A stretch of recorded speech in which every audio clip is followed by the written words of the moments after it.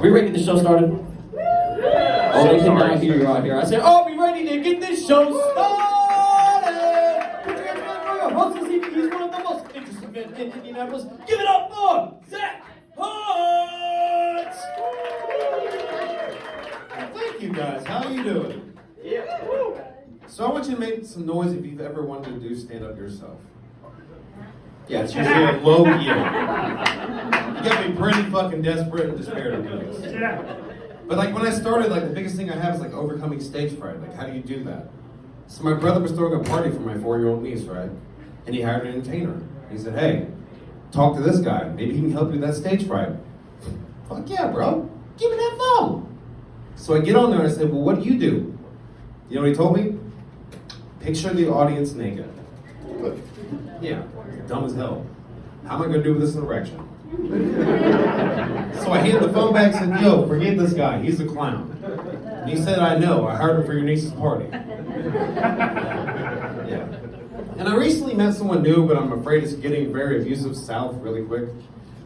Because every day, she needs to know exactly where I'm at. If I don't call her at night, she is irate and wants proof that I'm doing what I say I'm doing. I'm in a new abusive relationship with a probation officer. If you'd have told me this would have DUI got you, I wouldn't have drove. But I'm not ashamed to admit I actually celebrated a pretty big anniversary, guys. I've been sober off crack and meth for 2.5 years.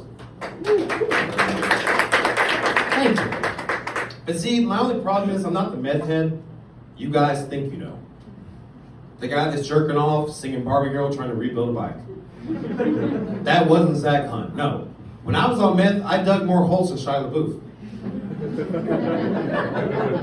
I called the FBI trying to solve cold cases. Not lying, 15 times, I know I'm on the list. But I did also try to defend myself on court on meth as well. And guess what? I won. Yeah, they tried to evict me, but guess what? You're not going to out-tenant law a guy stand up for a week.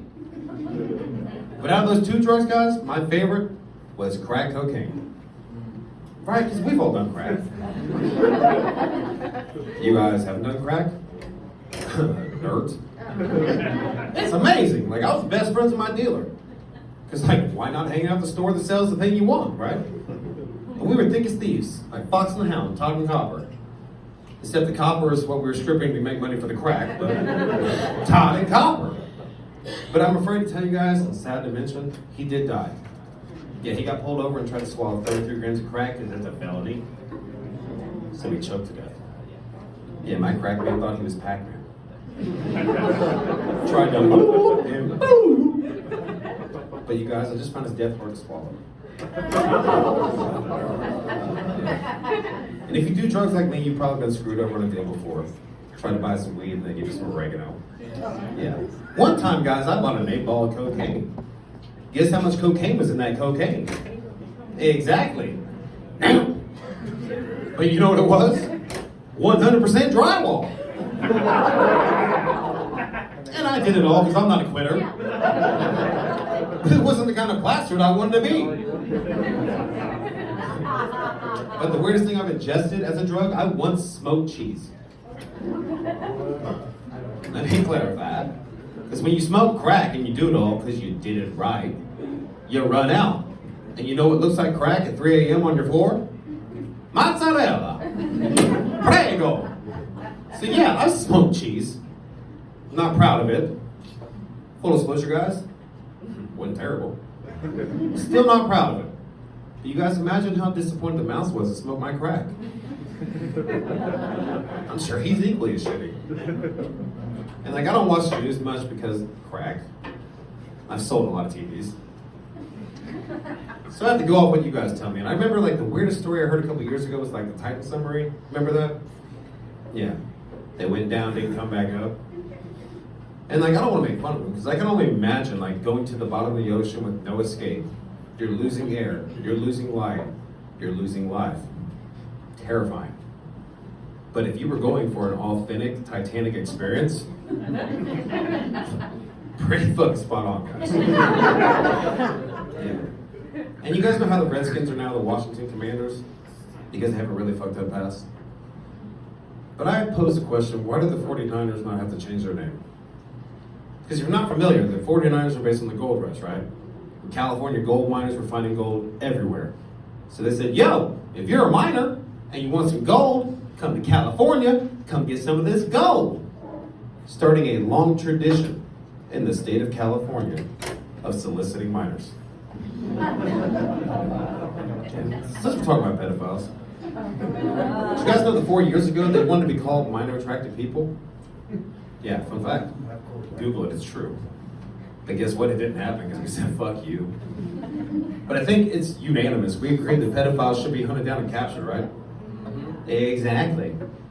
So fuck it, let's call them maps, guys. Now we go to hunt them down, we can go on a map quest. It's an old fucking show. And I did hear a rumor, it's not true, but I did hear a rumor that Disney wanted to buy Pornhub. Which, why would they do that? Why? I thought about it. It started to make sense to me, guys. That's the last place in America your family can truly come together.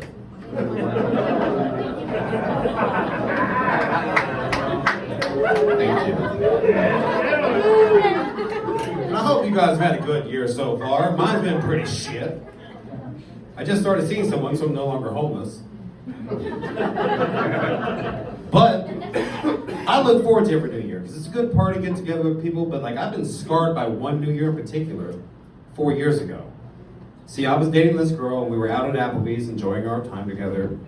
And then she did something that got her arrested, which I'm pretty sure everybody's been afflicted by once in their life.